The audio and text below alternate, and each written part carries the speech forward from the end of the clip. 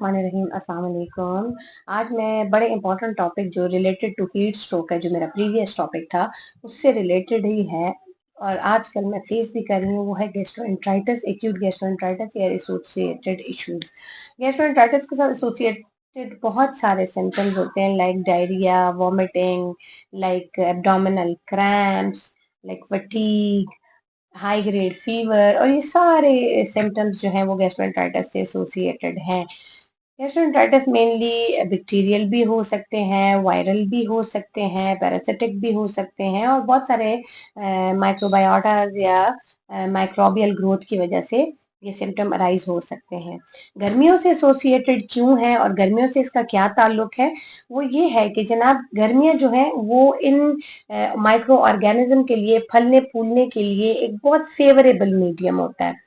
आपने नोट किया होगा, ये सावन भादों का जो महीना आता है, ये जो अब आने वाला है, ये गर्मियों से रिलेटेड जो आगे महीने आएंगे, आने वाले 3-4 महीने, तो इसमें आप देखें कि बहुत सारे कीड़े और बहुत सारी ये जो ये इस टाइप की चीजें होती हैं, इंसेक्ट्स, और ये बहुत ज्यादा निकल आते हैं, जमीन से बाहर आ जाते हैं। उसकी रीजन ही ये है कि ये इनके फलने फूलने के लिए एक फेवरेबल मौसम होता है। दूसरा, आने वाले महीनों में नमी भी बढ़ जाएगी तो गैस्ट्रोएंटराइटिस मजीद एग्रीवेट होगा।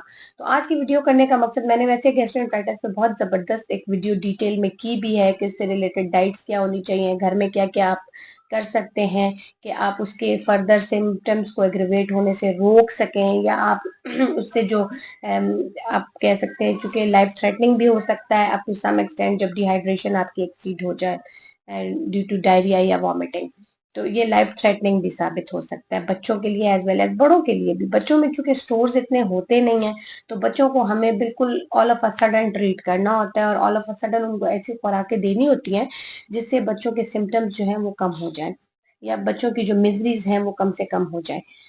मेनली जो हमारी थ्रेटेंड कम्युनिटी है वो ये बच्चे ही हैं। तो आज मैं बात करूंगी, तो बच्चे भी उसमें हाईलाइट होंगे, बड़े भी हाईलाइट होंगे।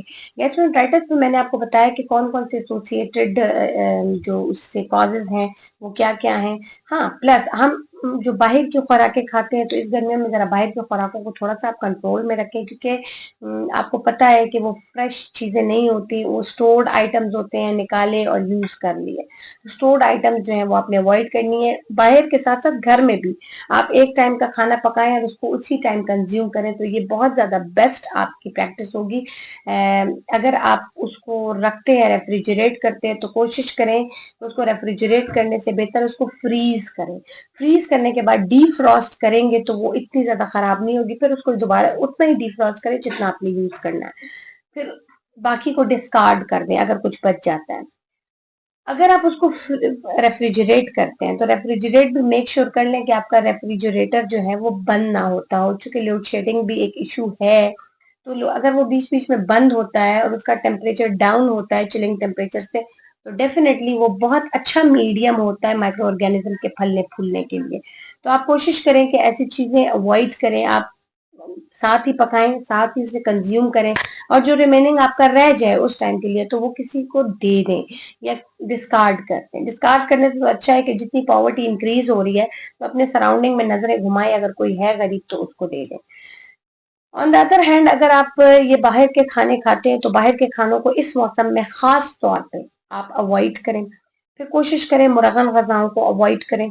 हाँ, अगर गैस्ट्रोएंटराइटिस हो गया है तो आपने कौन कौन से तरीकों को फॉलो करना है कि आप जो है लाइफ थ्रेटनिंग सिचुएशन की तरफ ना चले जाएं। मैं अपना डिस्क्रिप्शन में लिंक शेयर कर दूंगी प्रीवियस वीडियो में, जो जो भी मैंने डिस्कशन की थी, वो इस वजह से कि आप वो वीडियो देख लें ताकि मुझे वो डिटेल दोबारा से इस वीडियो में करनी ना पड़े, क्योंकि इमर्जिंग इशू है आजकल के मौसम के हिसाब से, तो मुझे लगा कि इस पे बात करना बहुत जरूरी है। अगर बच्चे को डायरिया या बड़े को डायरिया या वॉमिटिंग हो गई है, एसोसिएटेड जो भी इश्यूज हैं, लेकिन आपने उस वक्त के लिए, एक तो बच्चे को आपने रिहाइड्रेशन सोल्यूशन यानी ओआरएस बहुत ज्यादा बना कर रख लें और साथ के साथ बॉइल्ड पानी उसमें डाल दिया, आपने वो साथ के साथ बच्चे को देते रहना है। बच्चा अगर वॉमिटिंग कर रहा है तो वॉमिटिंग के लिए रिलेटेड मेडिकेशन होती है, लेकिन आपने वॉमिटिंग को अगर प्रिवेंट करना है तो आप कोशिश करें चावलों की खिचड़ी का इस्तेमाल ज्यादा करें, चूंकि वो डेंस होती है, स्टॉर्ची एजेंट होता है, तो वो स्टमक में बैठ जाता है, उसका रिवर्स पेरिस्टाल्टिक मूवमेंट कम से कम होता है। तो आपने कोशिश करना है खिचड़ी, केला और दही का इस्तेमाल बच्चे को या बड़े को जो भी होगा उनको बहुत ज्यादा करवाना है। एक तो वो गट को डिस्कम्फर्ट कॉज नहीं करता, एक बात हो गई। फिर केला जो है वो रिच सोर्स ऑफ पोटेशियम है, तो जितने भी और कार्बोहाइड्रेट है, जितना भी इलेक्ट्रोलाइट इम्बैलेंस या आपके ऑन गोइंग लॉसेज हो रहे होते हैं या आपका एनर्जी लेवल डाउन हो रहा होता है, वो केले से पूरा हो जाता है।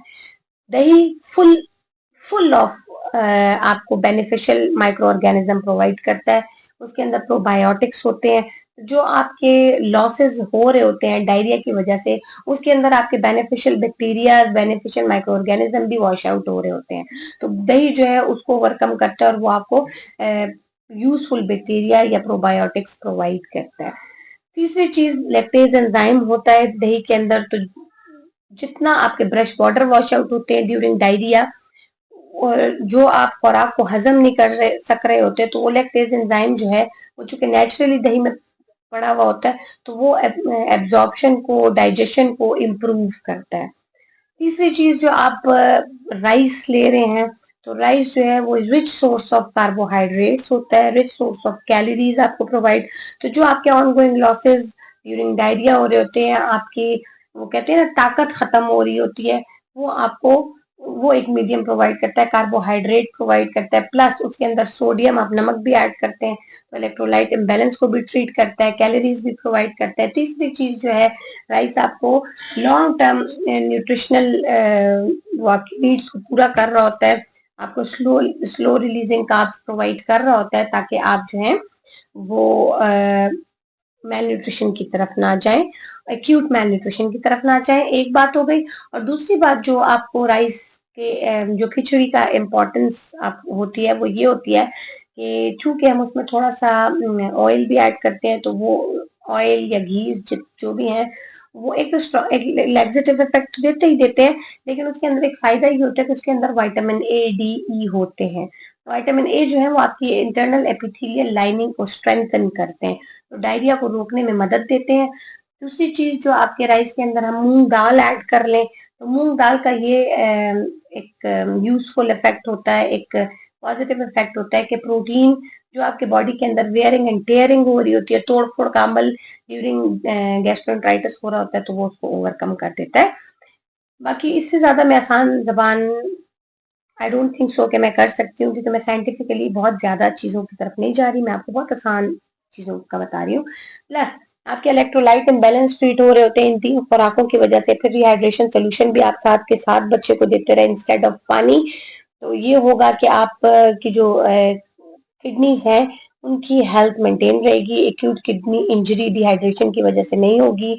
और प्लस जिंक का इस्तेमाल आपने जरूर करना है, क्योंकि हम विटामिन ए तो अपने खिचड़ी वगैरह से ले लेते हैं, लेकिन आप जिंक जरूर ले लें। अगर वॉमिटिंग नहीं है तो आप जिंक जरूर ले लें, वो आपके ब्रश बॉर्डर की डीजेनरेशन को रोकता है, बल्कि आपको रीजेनरेट करता है। जो ऑलरेडी ब्रश बॉर्डर डीजेनरेट हो भी चुके हों, तो उसको रीजेनरेशन में हेल्प आउट करता है जिंक। लेकिन जिंक का एक कॉन्सिक्वेंस ये भी है कि अगर आप वॉमिटिंग कर रहे हैं, तो फिर जिंक को थोड़ा सा आपने अवॉइड करना है, क्योंकि ये बड़ा स्ट्रॉन्ग गैस्ट्रिक इरिटेंट है, प्लस अपने बिटर टेस्ट की वजह से वॉमिटिंग को एग्रेवेट करता है। तो अगर आपको ड्यूरिंग गैस्ट्रोएंटराइटिस वॉमिटिंग नहीं है, जस्ट डायरिया है, तो जिंक आप जरूर लें। नेचुरल प्रोबायोटिक के लिए तो मैंने आपको बता दिया है कि आप योगर्ट ले सकते हैं, लेकिन प्रोबायोटिक जो है वो मेडिसिनल फॉर्म में भी अवेलेबल है मार्केट में, आप वो भी ले सकते हैं।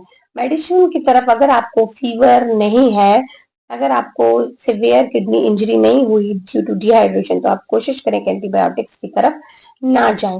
बस ये छोटी सी वीडियो मैंने करनी थी, लिंक मैंने डिस्क्रिप्शन में ऑलरेडी दे दिया, जो गैस्ट्रोएंटराइटिस पे मैंने वीडियो की हुई है, तो बहुत ज्यादा डिटेल मैंने इसमें नहीं बताई है, आप वो वीडियो भी देख लें और इससे भी कोरिलेट कर लें चीजों को, इंशाल्लाह आपके लिए बहुत आसानी हो जाएगी। इसके साथ मैं इजाजत चाहूंगी, गर्मियों में कोशिश करें बाहर के खाने अवॉइड करें, कोशिश करें कि स्टोर करके खाने को अवॉइड करें, ताजा ताजा बनाएं, ताजा ताजा कंज्यूम करें, अपना बहुत ज्यादा ख्याल रखें, पानी का इस्तेमाल बहुत ज्यादा करें, और ओआरएस का या नींबू पानी का इस्तेमाल या बी दाने का इस्तेमाल बहुत ज्यादा करें। अपना बहुत ज्यादा ख्याल रखें, दुआ में याद रखिएगा। अल्लाह हाफिज।